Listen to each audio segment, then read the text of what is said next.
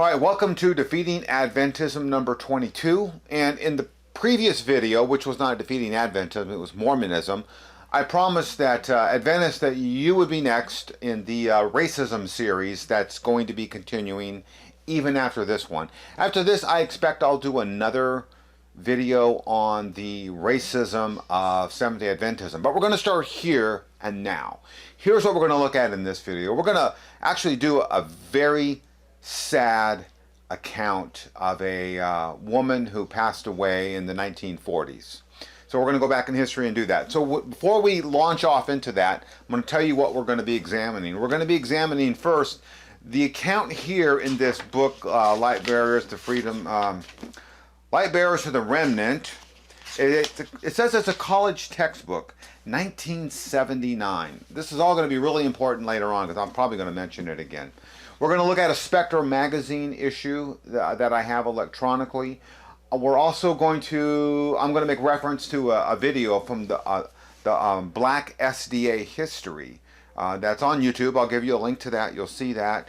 And we're going to start the whole thing off by looking at the Seventh-day Adventist brand new, at least this recording, semi brand new, online encyclopedia.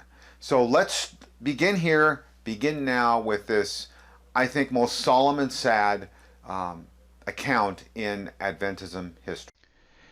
And we begin here exactly where I said we would leave off, and that is we begin here at the brand new Encyclopedia of Seventh-day Adventists. Now, we have the page here you can see. I'm going to scroll down this page, and we're going to look at what this encyclopedia says about itself. And it says a couple things about it. I mean, you could read all this if you want, just pause and read. I'm just going to hit a few areas. One is, it says what? It's a great tool, not only for those seeking to learn more about the church. Wonderful. You're gonna tell me things. It's a global church project too. I mean, it says everything about how diverse, and in other words, they got it from people from all over the world, etc. So, okay, they're building this up because it's the great tool that they say it is. Every article is what? Freshly researched and written. Okay, let's test that. They got some goals. Let's just look at a couple of them. One is what? Supply reliable, authoritative information on Adventist history. Crucial events and themes. We're going to be looking at a crucial event. Organizations, entities, institutions, people. They go on to say they provide a reference work to those new to the Adventist faith and not of the Adventist faith to learn aspects of Adventism. Well, okay, you would expect something called an encyclopedia to be sort of what they describe here. Researched, comprehensive, etc. So, I searched the Adventist Encyclopedia for the name Lucille Bard or Lucille Bard. And this is all you get here on Lucille Bard. You don't even get a full sentence in terms of history because it ends in a comma. And the red portion here says what? Lucille Spence, whose refusal for treatment to an Adventist hospital was the catalyst for the organization of regional conferences. Boy, look at what they don't tell you. Regional black conferences is what it was the catalyst for. Refusal for treatment because she was black going to a white Adventist hospital. And there's so many more details here. This is all the details they give you in this well-researched and well-written Encyclopedia of Seventh-day Adventists. And they go on to give you biographical information about her for the remainder of it. Like I said, she doesn't even merit a full sentence in this whole encyclopedia entry. So we got to ask ourselves, you should be asking yourself, especially if you're an Adventist, okay, what really happened? Now, as I showed you in the previous video, I'm going to be using this book. You can see here what? It's a denominational history book for college classes. 1979. You know what? To find out what really happened, we have to go back over 40 years to this college book, which I don't even know if Adventist educational institutions use anymore or not. But we have to go back to this and to get the actual event, because the brand new encyclopedia doesn't give us the facts. We're going to look in this college textbook on this page here, 566. We're going to look at this paragraph. I'm going to blow it up for you on the next page. And we're going to go through it like 3 sections at a time. So read along with me here. Let's just start from the top. In the fall of 1943, an incident at the Seventh-day Adventist Washington Sanitarium fanned smoldering discontent into a blaze. Lucy Bard, a light-skinned mulatto, was brought by her husband to the sanitarium during an illness. The Bards were longtime members of an Adventist church in New York City. Let's keep reading. At first, Miss Bard was admitted, but later, when her racial identity was learned from the admittance forms, the Bards were told that a mistake had been made. Lucy was wheeled into the hall, where the sanitarium switchboard attempted to locate another hospital that would admit her. Eventually taken to Freedman's Hospital, Miss Bard died. Lucy Bard's life as a sacrifice to the church policy of racial exclusiveness.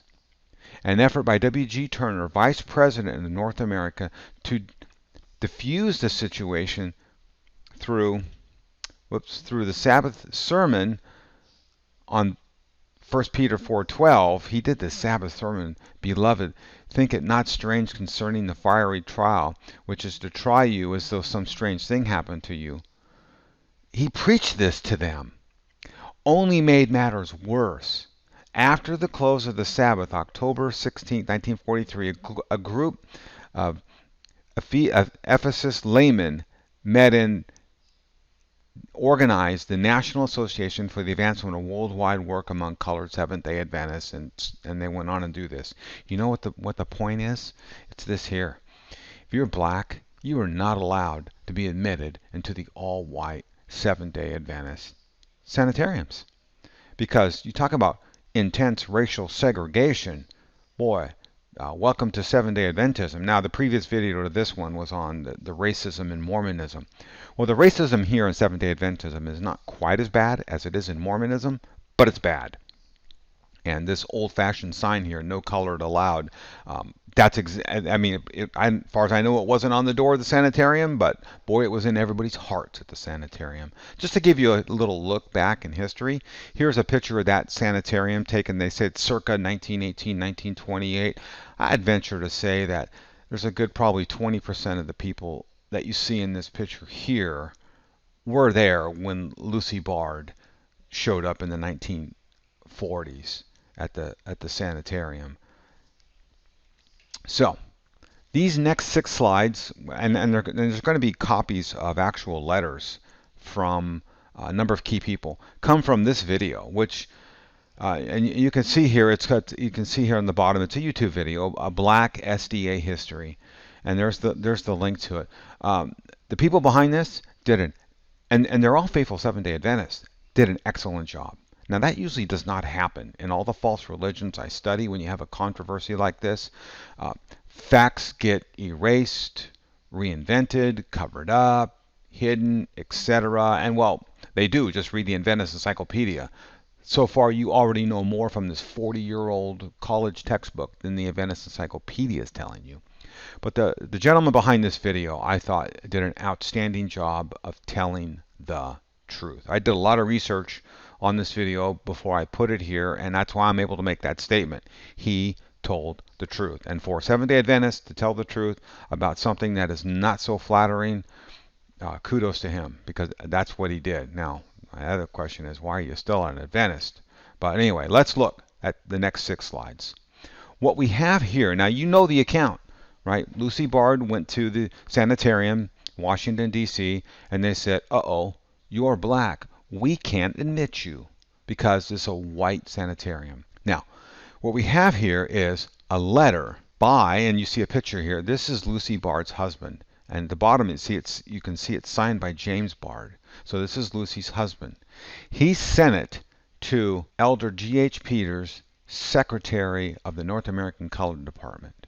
And he says this. He's talking about when he and his wife arrived to the sanitarium. He's retelling this incident. And he's telling an incident here about an attendant. He doesn't even name the person, an attendant. And the attendant, returned shortly. That's after they showed up. And he called me into the office and told me that he regretted to say this, but it was against the law to the state of Maryland to admit colored people into the sanitarium. Then he goes on to say in the letter here, this is James Bard retelling the incident.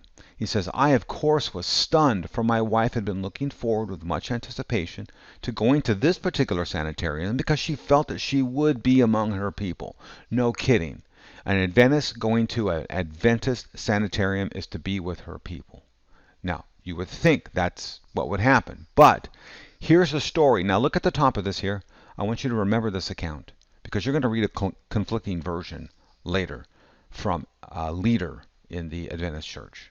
Now we have James Bard telling us what happened. What happened? What? He showed up, an attendant came and said, basically, you got to go. The attendant then continued what? The attendant recommended me to Freedman's Hospital and assured me that she would be accepted there. He called a taxi, told the driver the hospital to take us to, and my wife and I were driven away. So you got the account. We showed up, didn't even get admitted, didn't even talk to anybody, but an attendant who called a cab took us away. That so outraged the SDA Jamaican Church in Long Island that this letter you see before you, they sent it to Elder McElhaney. And you can see James Bard's signature here on the letter, along with a number of prominent members of the Jamaican SDA Church in New York. This letter here was written 5 days before Lucy Bard died. So she was admitted to Freedman's Hospital, but in 5 days she was going to die. And they were so incensed. You can see the blue arrow here. They said what? In other words, if you don't pay immediately for her health care because you rejected her, we are going to sue you for damages. So they were serious and they were upset. And no kidding, wouldn't you? You would think, as you saw in James Bard's letter, as Lucy Bard said, that she was going to be among her people. It was her people who rejected her. Now we're going to look at another letter. Lucy Bard at this point has been dead for 2 weeks. And it's now been about 54 days since she was actually rejected from the white Seventh-day Adventist hospital. So what we have here is the sanitarium director, Dr. Robert Hare, and he's writing to J.L. McElhaney. And this is what he says in that letter. So he says, not knowing that she was colored, I advised that we receive her into the institution, giving her a private room, and arrange for her meals to be sent on trays. You know why that meals were sent on trays? Because she's black, and black people can't eat in the mess hall with white people. Then he says this, that we would diagnose her with physicians off-duty hours, kind of like, hidden. And then he says what? I learned then that she and her husband had refused to accept our offer of a private room and gone to Freedman's Hospital. Really? Someone here is lying. You can read the account in the 40-year-old history book I showed you, The Light Bearers to the Remnant. Go back and read James Bard's letter, because these accounts don't line up. Somebody here is lying. And you know what? I'm going to throw my cards on the table and say, you know who I think is lying? This guy you see in this picture here in front of you in your screen. I think it's Sanitarium Medical Director Dr. Robert Hare who's lying to you right now in this letter. Now, do I know? I really don't know, because no one's really actually come out and said that they're the one that are owning up to the falsehood. But if I had to make a wager or a bet and pick somebody, this guy. This is the one here that lied. Yeah, Seventh-day Adventists, right? The keepers of the commandments, the remnant church. Well done. Let's look at this next letter. We have W.E. Nelson. He's the General Conference Treasurer. He's replying to a letter from Dr. Hare that we don't have. So here he's got this conversation going on with Dr. Hare. And here's what he says in it. He says, it would not, I'll read this because it might be kind of hard to read on screen. It would be absolutely disastrous at the present time for the Washington Sanitarium to carry a mixed clientele. Now, why would it be disastrous? Now, he's talking to Dr. Hare. He says, you mentioned that patients from Carolinas, North and South Carolina, and Virginia would object. But I believe patients from the District of Columbia and Maryland and from every other state would also object. In other words, they would also object to racially integrated clientele at the sanitarium. He goes on to say, the psychology, this should be offensive to everybody, The psychology of these black people is so different from the white that it would be impossible for us to mix with them. You ought to read that again. Look at the picture here on your screen. This is your General Conference Treasurer and D.C. Sanitarium Board Member, W.E. Nelson. Yeah, the remnant church, the keeper of the commandments, and just blatant racism you see underlined in red here in front of you. But let's continue, because he continues. Dr. Hare, it is not a matter of the colored people wanting, that is, a little sanitarium of their own where they can receive attention, but what they want is racial and social equality. And you know what? And that's what he doesn't want to give them. You saw what he said there. What? The psychology of these black people is so different from that of the white, it's impossible to mix with them. Wow. Yeah, keeper of the commandments, General Conference, your leadership, Seventh-day Adventists. So, what we have here now is an 8-page, they called it a manifesto of the Jim Crow characteristics, the racist characteristics of the Adventist Church. What you have here is a screenshot of just one of the pages with the actual physical edits by J.L. McElhaney on this document. But this document was put together by a group of black Adventists who were just absolutely incensed with the rejection of Lucille Bard from a sanitarium, because mainly, for what reason? Because she's black. And then sending her to another hospital where she then died. So, 38 days after being expelled from the hospital, Lucille Bard died. That did not end the controversy of the black American Seventh-day Adventists and the unjust racial treatment that the remnant church gave them. Again, think of that encyclopedia we just looked at. Even think about, I've just scratched the surface here. There's even more to learn about this. And what the encyclopedia, the well-researched encyclopedia, does not tell you any of this. Spectrum Magazine. Some of you, especially if you're Adventists, will know that Spectrum Magazine, not an official publication of the church, but we're going to look at these yellow sections here. We're going to do each one in a blown up fashion. So let's look here at the top of the page. You can see I'm circling my mouse pointer. It says, in this environment, the almost predictable incident catalyzing a charge in relations between black and white Adventists occurred. A black Adventist woman visiting relatives in Washington, D.C. suddenly fell ill. Her sister drove her to the closest Adventist hospital, the Washington Sanitarium, which you already know. The emergency room staff refused to care for a black patient. The desperate sister drove her to Freedman's Hospital in another part of the city, but before they arrived, her visiting sister died. The black press reported the incident to the country. Outraged black Adventists organized a committee for the advancement of worldwide work among colored Seventh-day Adventists.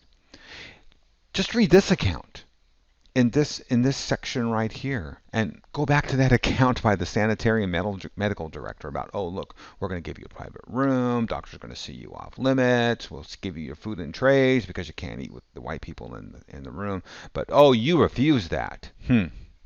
That gentleman was not truthful. Let's continue on with this article here in Spectrum Magazine. 3 principal demands were made. Integration of Adventist institutions, greater black representation at all levels, denominational administration, greater accountability from the leadership of the black members, because you know what, they're contributing financially to the church. And did they? And the church knew that. The General Conference leaders informed the assembled group that integration on the scale that they wanted, can't do it.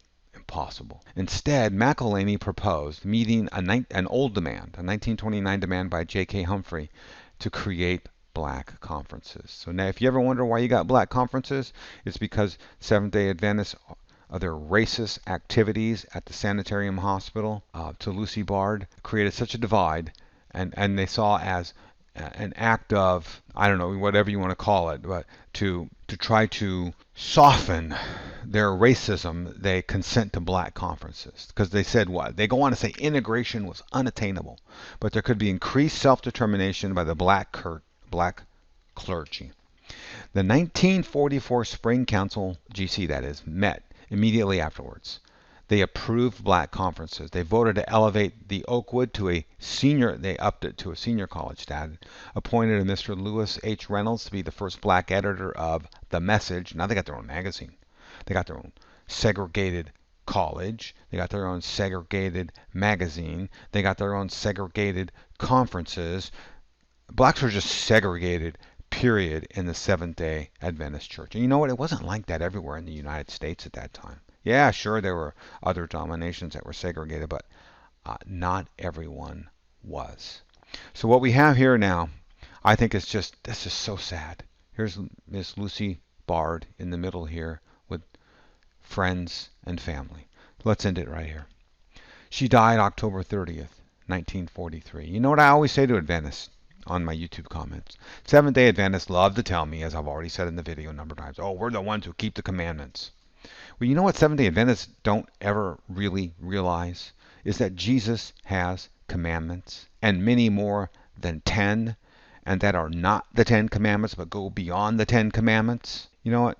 Adventists, you always say, oh, we believe the Bible and the Bible. No, you don't. No, you don't. Because if you did, you would believe this verse right here, John 13:34. A new commandment I give unto you. This is Jesus. That you love one another as I have loved you, that you also love one another. Just think about the love that Lucy Bard got from her remnant fellow Seventh-day Adventist members. That's some love, isn't it? Jesus here says, I got a new commandment. You love one another as I loved you. No love for Lucy Bard. Second and last, 1 John 3:23. Again, this is Jesus, and this is his. His is Jesus. His commandment, that we should believe on the name of his Son, Jesus Christ, and love one another as he gave us commandment.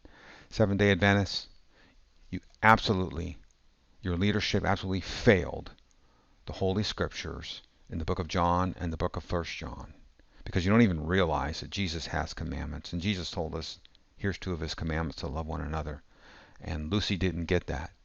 And the Seventh-day Adventist church today still remains, in some measure, a segregated church, with black conferences still in existence today.